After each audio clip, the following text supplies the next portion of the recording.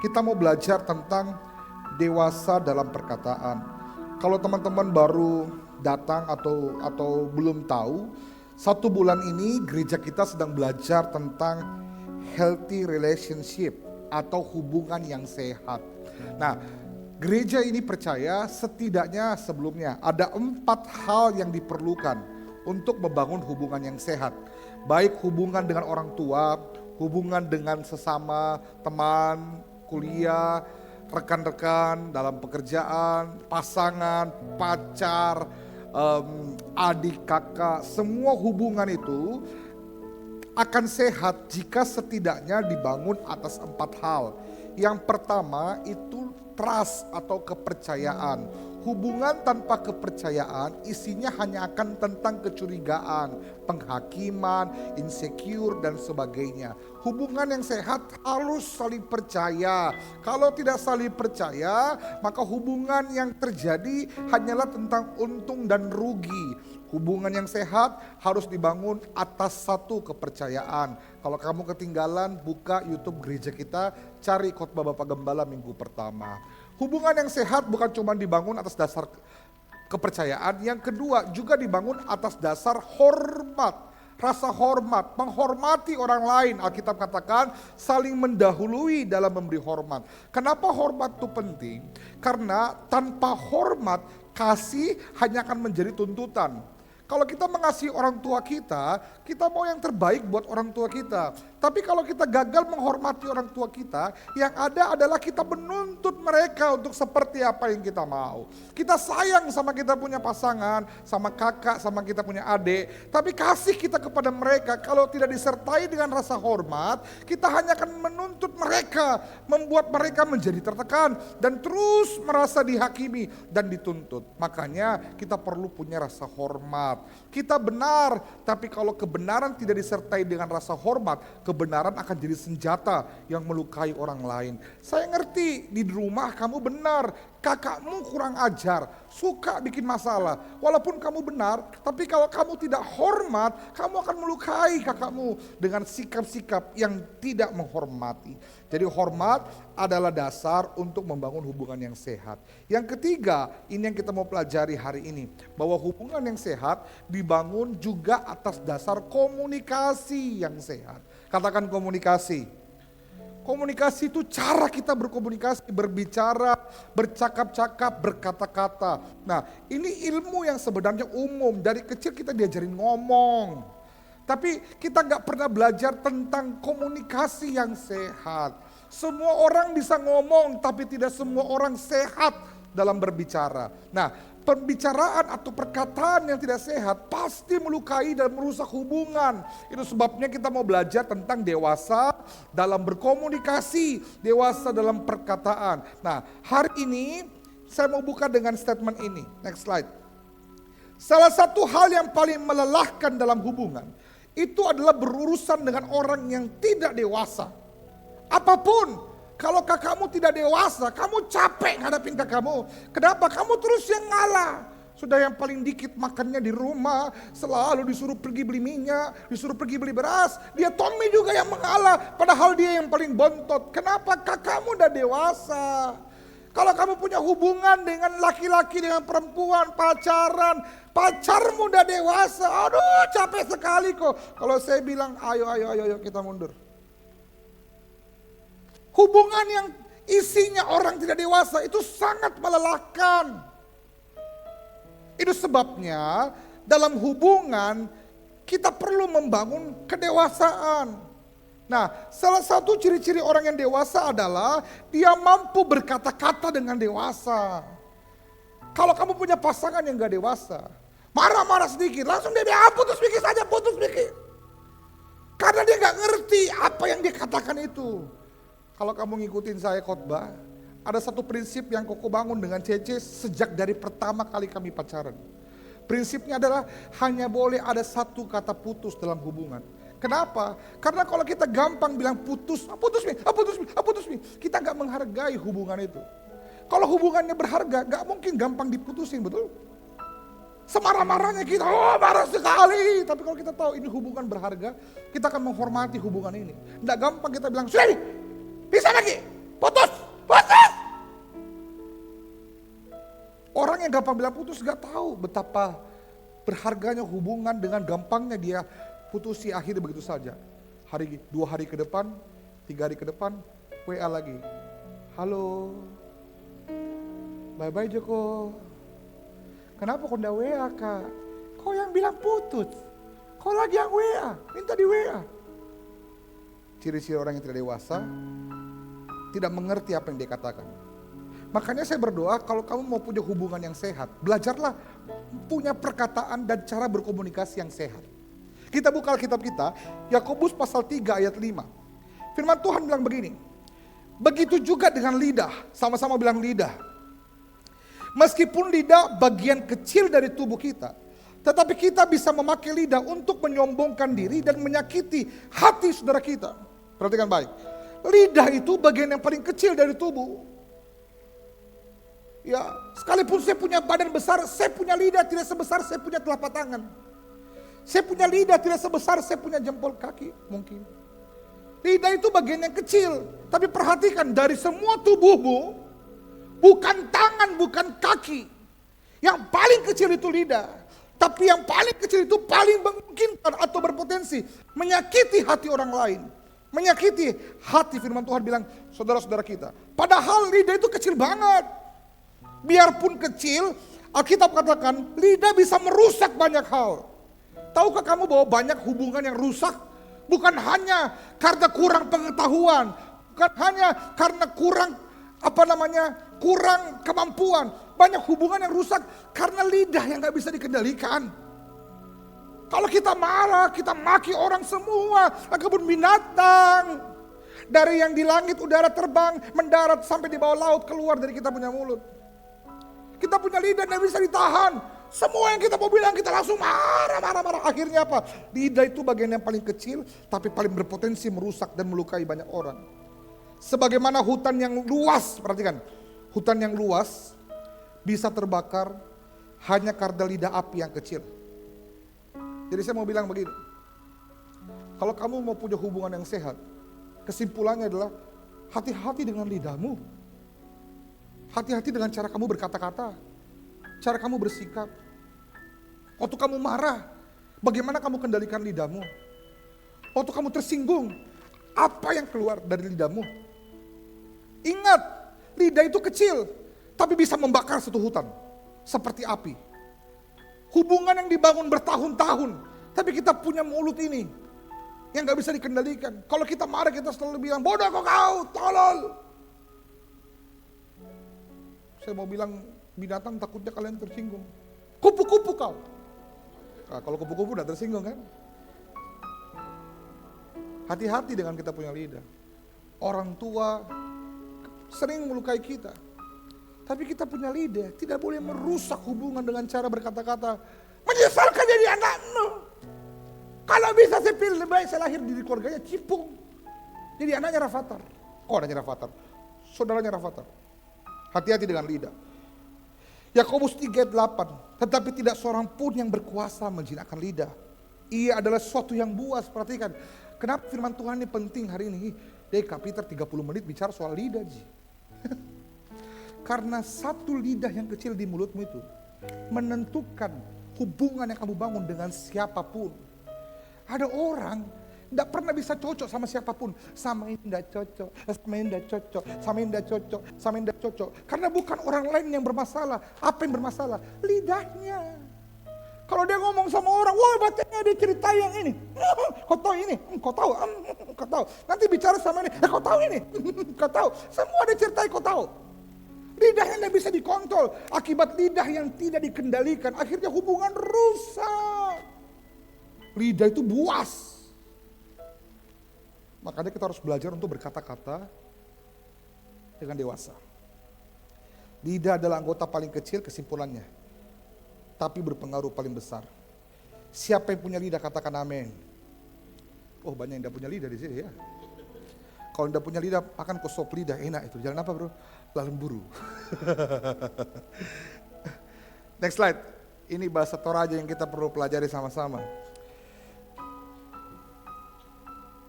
The tongue has no bone, but is strong enough to break a heart.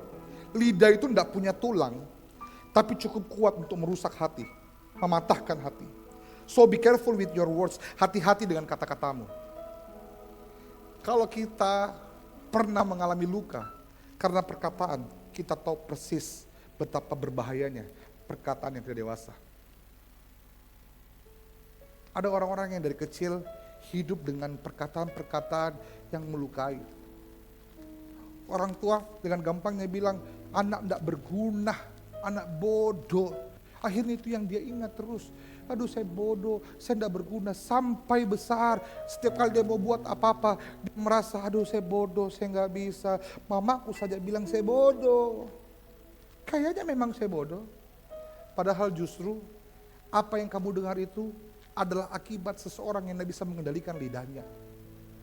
Kalau kamu pernah mengalami luka yang seperti itu, saya berdoa kamu tidak melukai orang lain dengan cara yang sama. Kamu belajar untuk mengenali, oh ternyata dilukai dengan kata-kata lebih sakit daripada dilukai dengan apa? Dengan jasmani dan yang lain-lain. Nah, saya tunjukkan pada kita ada 3 penjelasan tentang perkataan dewasa itu punya kuasa. Apa saja kuasanya perkataan yang dewasa? Yang pertama, perkataan yang dewasa itu mempunyai kuasa mempertahankan hubungan. Next slide, Alkitab bilang, orang yang mencintai kesucian, yang manis bicaranya, sama-sama bilang manis bicaranya. Manis bicaranya itu bukan jilat-jilat, bukan ya. Manis bicaranya itu adalah perkataan-perkataan yang diatur dengan cara yang baik sehingga orang yang mendengarnya merasa manis. Kita bilang orang yang manis bicaranya menjadi sahabat raja. Bayangkan, raja saja mau bersahabat dengan dia. Kalau hari ini kamu ngerasa kok orang menjauh terus dari saya nggak menghakimi ya. Tapi coba evaluasi, jangan-jangan ada yang salah dengan perkataanmu. Kamu gampang sekali melukai orang dengan kata-kata. Ada yang bilang begini, saya memang tahu begitu orangnya Kak, apa adanya. Kau apa adanya, tapi semua orang yang kau dekati terluka karena kamu gak pandai mengatur kata-kata. Perkataan yang dewasa itu punya kuasa mempertahankan hubungan. Kalau sahabat saja mau jadi, kalau raja saja mau jadi sahabat kamu, saya yakin teman kuliah kamu, dosen kamu, kakak kamu, adik kamu senang bangun hubungan sama kamu. Yang berikutnya, perkataan yang dewasa punya kuasa 1 mempertahankan hubungan, 2 mengubah keadaan. Amsal 12 ayat 25 bilang, kekhawatiran dalam hati membukukan orang, perkataan yang baik mengembirakan dia. Perhatikan ya, ada hubungan antara perkataan dengan kondisi seseorang. Alkitab bilang kalau kita punya perkataan baik, kita bisa buat orang lain gembira. Tapi hati-hati sebaliknya juga. Kalau kita punya perkataan buruk, kita bisa buat orang lain susah. Itu artinya perkataan kita bisa merubah situasi. Jangan sampai orang datang kita baik-baik, hatinya penuh dengan semangat, antusias bangun hubungan sama kita. Tapi karena kita punya mulut selalu cerita kekurangan orang, selalu mengeluh, selalu ngomong kasar. Orang yang ketemu sama kita bukan diberkati, justru merasa susah. Ini orang tuh kalau saya ketemu dia, pernah gak kamu ketemu orang? Setiap kali kau ketemu dia mengeluh terus. Mengeluh terus, mengeluh. Jadi kau yang harusnya lagi happy, ketemu dia, gak tahu kenapa kau pulang jadi kayak, loyo kok kurasa kayak habis energiku. Karena dia punya perkataan, bukan perkataan yang membangun, tapi melemahkan. Perkataan itu punya kuasa mengubah keadaan. Kalau hari ini kamu sedang lemah karena mungkin masalah yang berat, beban yang berat, proses kuliah tidak mudah, orang tua mengecewakan, keluarga sakit, situasinya sulit, keadaan buruk. Mari saya mau kita perkatakan perkataan yang baik. Karena Alkitab katakan bahwa perkataan sanggup mengubah keadaan. Saya selalu melatih itu. Setiap kali ada hal yang tidak mudah dalam hidup saya selalu perkatakan Tuhan pasti tolong saya. Tuhan tidak tinggalkan saya. Saya pasti bisa. Saya pasti dimampukan. Saya tahu semuanya pasti terlewati. Perkataan-perkataanmu mengubah tidak selalu kondisi, tapi setidaknya sikap hati. Masalahnya belum selesai, tapi respon kita berubah, betul? Dibandingkan Kalau kondisinya buruk, kamu bagi bilang, sialku saya deh, bodoh mentong nggak. Selalu saya yang menderita, selalu saya yang susah. Bukannya keadaan jadi baik, responmu jadi buruk. Maka kita kehilangan kekuatan. Alkitab bilang, kekhawatiran dalam hati membungkukkan orang. Jadi ada hubungan antara perkataanmu dan kondisimu, minimal kondisi hati. Perkataan punya kuasa, 1 mempertahankan hubungan, 2 mengubah keadaan, 3 mendatangkan berkat. Next slide, Alkitab bilang begini. Next slide. Hidup dan mati dikuasai lidah. Siapa yang suka menggemakannya akan makan buahnya. Alkitab bilang hidup atau mati tergantung pada lidah. Sama seperti firman Tuhan, berkat atau kutuk itu berpengaruh pada kamu. Kita punya lidah bisa mendatangkan berkat, tapi lidah yang sama bisa mendatangkan kutuk. Kita suka terbiasa, mungkin dulu ya, saya itu karena terbiasa dengar mungkin di rumah, ada satu kebiasaan buruk yang sering kali ternotis. Dulu kok saya suka bilang begini, pusingku, pusingku. Itu cuma perkataan satu kata, pusingku. Tapi betul pusing terus. Betul. Bukan cuma begitu, setelah menikah sama saya baru dia tahu. Kau tuh pusing kok, tapi saya ikut pusing. Saya yang pusing, orang lain jadi ikut pusing. Kenapa? Perkataan yang tidak sehat itu merubah orang lain, bahkan mendatangkan beban buat orang lain. Nah, kita mesti belajar. Ini bukan sekedar formalitas. Semua sudah belajar. Di sekolah minggu diajarin, gak boleh ngomong jorok, gak boleh ngomong kotor. Bukan sederhana itu. Ini soal mentalitas, sikap hati. Nanti kita belajar di terakhir. Belajar latih lidahmu, perkatakan apa yang berkat. Jangan yang kutuk. Kalau kau bilang begini, kau mentong kau pak, gak pernah kau berubah. Selamat menikmati orang tuamu yang tidak akan berubah. Karena mulutmu memberikan sumpah. Perkatakan perkataan iman. Tuhan, hari ini orang tuaku belum berubah, tapi saya percaya waktunya Tuhan akan menjabah orang tua saya. Perkataanmu akan mendatangkan berkat, katakan amin. Boleh kasih tepuk tangan buat Tuhan kita. Hati-hati, saya percaya begini. Saking Tuhan perhatikan kita, saking Tuhan sayang sama kita, bahkan perkataan bisik-bisik kita, Tuhan dengar dan dia anggap sebagai doa. Ingat minggu lalu Kak Hana bilang apa? Dia cuma berkata dalam hati begini, Tuhan mau pelayanan sama Jovial di luar. Kalau ada kesempatan, saya sudah pelayanan sama-sama di gereja, tapi saya pengen pelayanan di luar gereja tapi sama-sama. Selama ini saya cuma video-video, saya pernah ikut pelayanan. Tuhan jawab loh, Desember 2 kali mereka pelayanan di bank ini, bank ini. Saya pikir mereka sudah kerja di bank. Tapi perhatikan, Hana sampai nangis, dia bilang begini, padahal saya cuma bicara dalam hati. Saya cuma bicara sedikit, bayangkan Tuhan begitu perhatian sama kita. Bahkan perkataan sekecil apapun Tuhan dengar loh.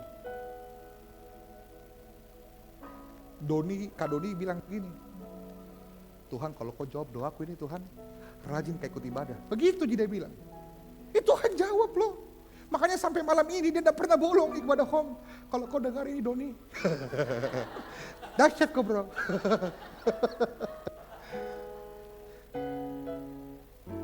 Orang tuamu udah dengar, Pastor Victor udah dengar, Bro Dandi udah dengar, tapi Tuhan dengar loh. Kalau kau katakan dalam hati, cepat-cepat kau mati, cepat-cepat kau mati. Kalau Tuhan jawab betul-betul bagaimana? Kau siap?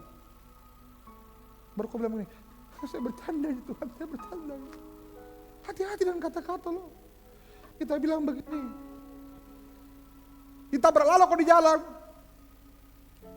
Hati-hati lo, iblis bisa tangkap, kemudian dia pelintir, kemudian kita berpikir bahwa, aduh, gara-gara tadi saya salah bicara, kasihan. Padahal saya bercanda Ji. Perkataan berkuasa mendatangkan berkat. Next slide. Itu sebabnya, next slide. Janganlah ada perkataan kotor keluar dari mulutmu, itu firman Tuhan bilang. Kamu tahu kok bedain mana yang benar, mana yang salah. Semua yang tidak berkenan di hadapan Tuhan, jangan izinkan keluar dari mulut.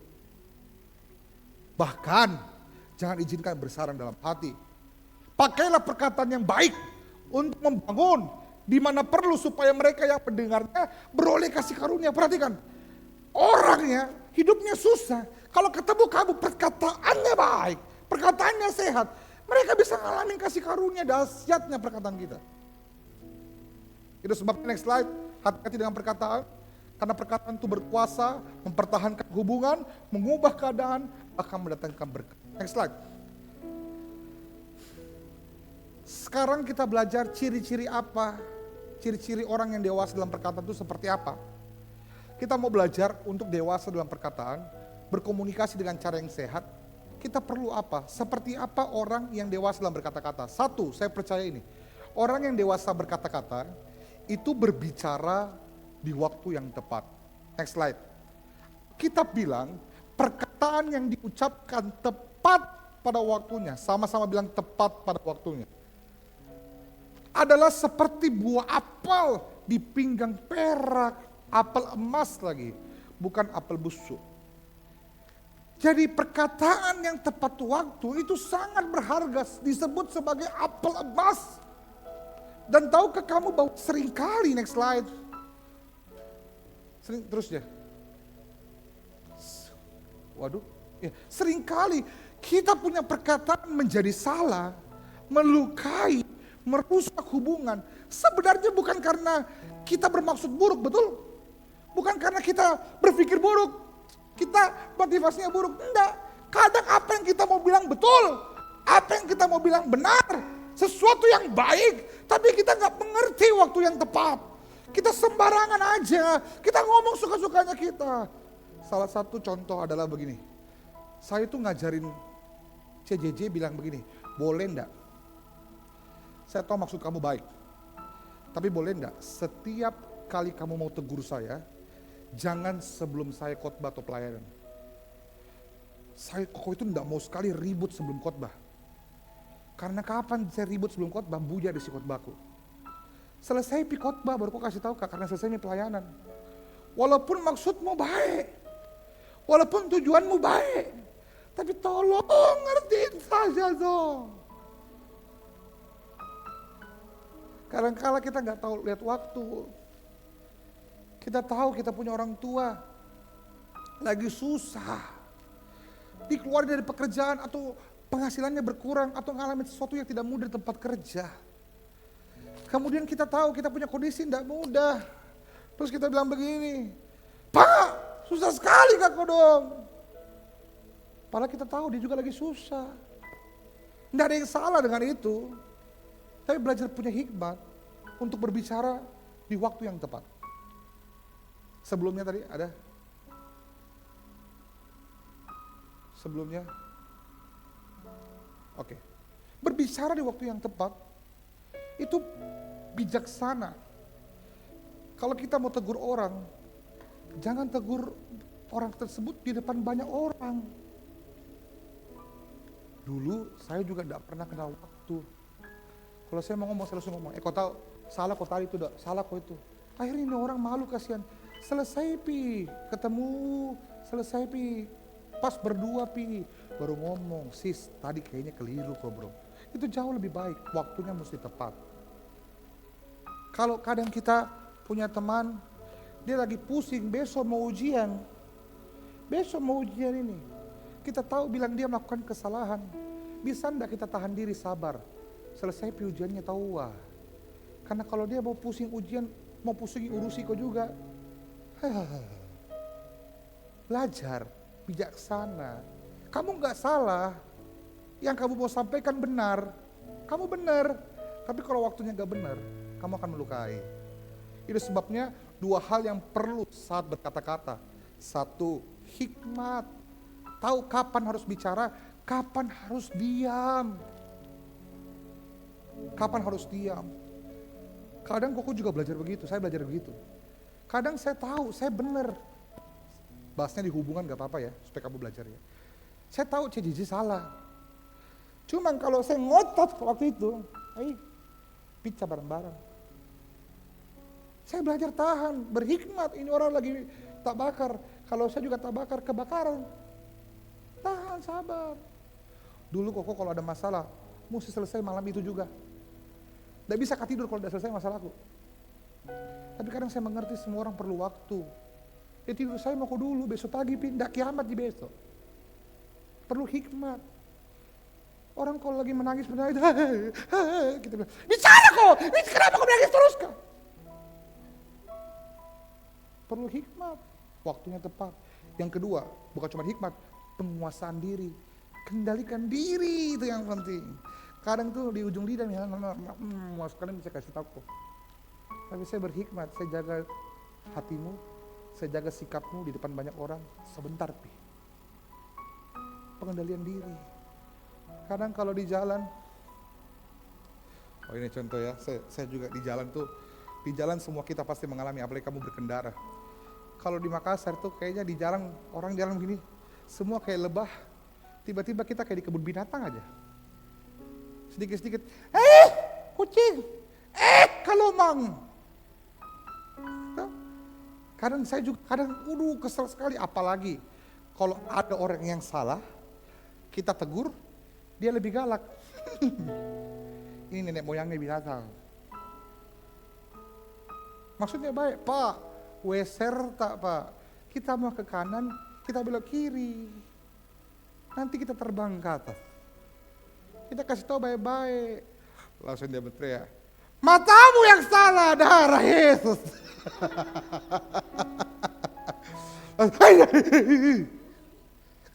Hikmat, penguasaan diri. Betul?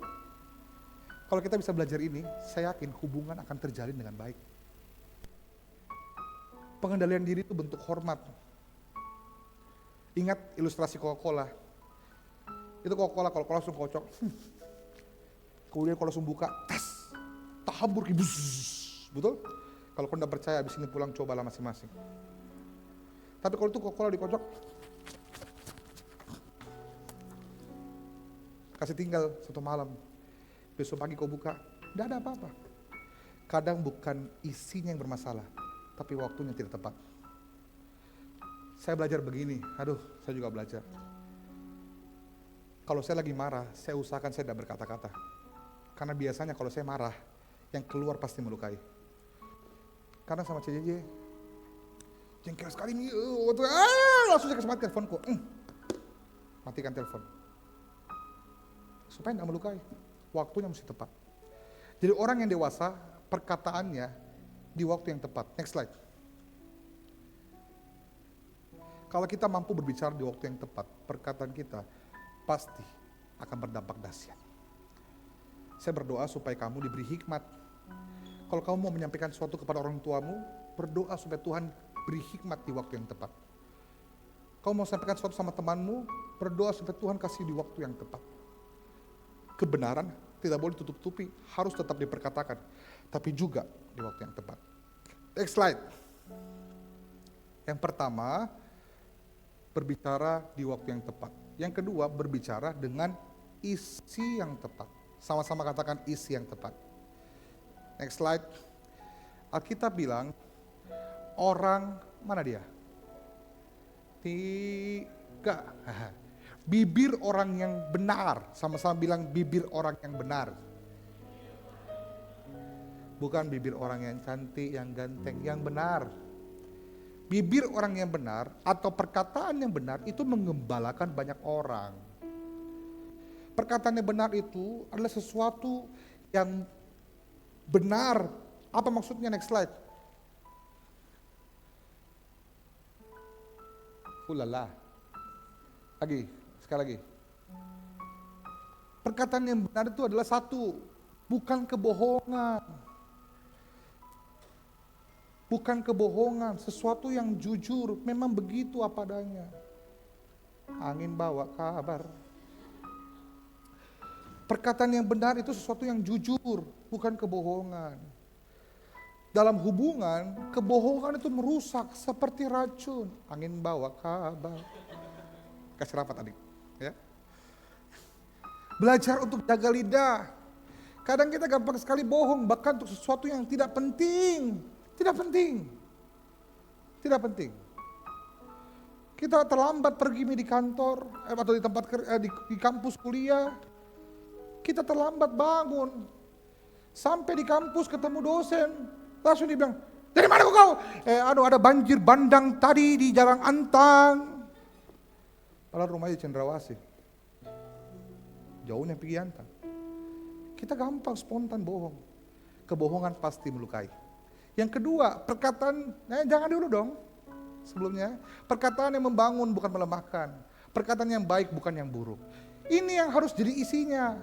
Nah sekarang next slide, kalau kamu ngomong sama orang, evaluasi sekarang belajar. Waktu kamu ngomong, orang itu membangun atau justru dia merasa lemah. Waktu kamu ngomong, orang jadi sukacita atau gak damai sejahtera. Kamu juga belajar. Semoga waktu saya ngomong sama siapapun, setelah dia ngomong sama saya, dia semangat, excited. Karena isi ngomongannya adalah positif. Tentang iman, membangun, bukan yang bilang, susahnya kehidupan deh. Saya juga biasa sharing. Saya belajar terbuka. Kadang sampai Victor saya bilang, aduh susah sekali Kak. Lagi berat sekali. Tapi saya tutup dengan ini. Tapi saya percaya Tuhan tolong. Jadi saya bukan cuma mengeluh, tapi saya perkatakan iman. Kita ini yang kaum curhat-curhat.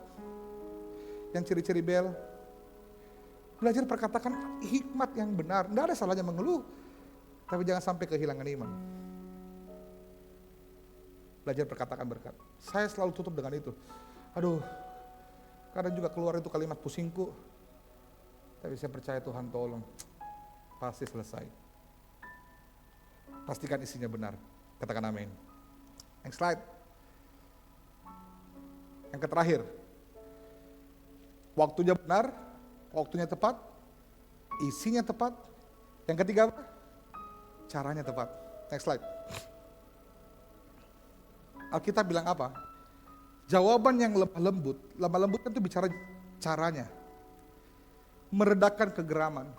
Tetapi perkataan yang pedas membangkitkan amarah. Bayangkan, mungkin isinya sama caranya yang beda. Perhatikan cara saya bicara. Bro, jangan kau duduk di depan. Karena kau pakai celana pendek. Duduk kau di belakang. Supaya kau tidak dilihat orang. Dengan, bro, jangan kau duduk di depan. Kau pakai celana pendek. Duduk kau di belakang. Supaya tidak dilihat orang. Kalau yang kedua dikasih tahu begitu. Langsung pulang. Isinya sama caranya menentukan.